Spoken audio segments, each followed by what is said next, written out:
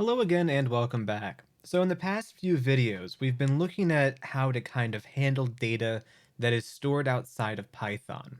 In this video, I want to do something a little bit different. I want to cover how to process data that might not be in the same place. So in some instances, you might have data that is, for some reason, I can't think of one off the top of my head. Sometimes it's stored in XML files, sometimes it's stored in JSON files, but you want to kind of create relationships between these two different data sets. This might come out be something that you come across, and if it is, you really should be familiar with how to work with for loops, not just to append a list, but how to actually uh, add edges based upon two different lists. And I think this will make more sense as we just kind of work through this problem in this video. And this shouldn't take too long.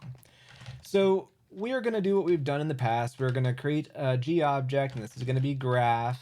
There we go. And what we're going to do is we're going to essentially just create two different lists. We're going to have names one, let's do that. And we're going to have Tom, and let's just have Jerry once again. That seems to be working for us. And we're going to have names two. And in this scenario, these lists are formed from two different data sets. And for whatever reason, let's have Susie. For whatever reason, we want to make edges between each of these lists. But in order to do that, we need to make sure that we have the same number of people in each list. And this is going to be able to, we're going to be able to do this very easily.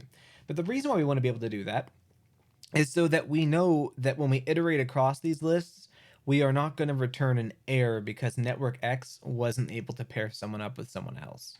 So this is just a good way to make sure that all of our I's are dotted. So what we're going to do is we're going to say if the length, len, of names1 is equal to, and we're using our double equal sign, the length of names2, then we're going to go ahead and proceed with what we want to do. So what we want to do is we want to use a for loop to iterate across each of these lists and pair up Tom with Wendy and Jerry with Susie.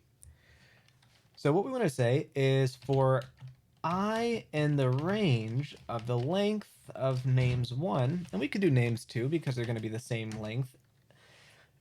Then we want to do something like this. We want to g dot add edge, and we want to add an edge between names1 I, which is going to call the corresponding number with the iteration. So the first time we go through this for loop, it's going to do 0, which will be Tom and Wendy, and then it'll be 1, which will be Jerry and Susie. We want to pair up names 1I with names 2I. And that's going to allow us to actually pair up these individuals. So let's go ahead and just do nx.draw, and we're going to do g, and we're going to do with labels equals true, so we can kind of troubleshoot this on the fly. And now what I want to do is I want to do plot.show, and I want to save this. And what do you know? Here we have it. We have Tom and Wendy paired up, just as we expected, and we have Jerry and Susie paired up, just as we expected. This is a very simple way to use a for loop to iterate across two different data sets that you want to match in some capacity. We've already seen how we've worked with for loops in the past using the append function. This is just one more tool you can have in your belt for if you encounter two different data sets that for whatever reason you need to pair together. Thank you for listening, and in the next video we're going to talk about how to adjust the node color in Networkx.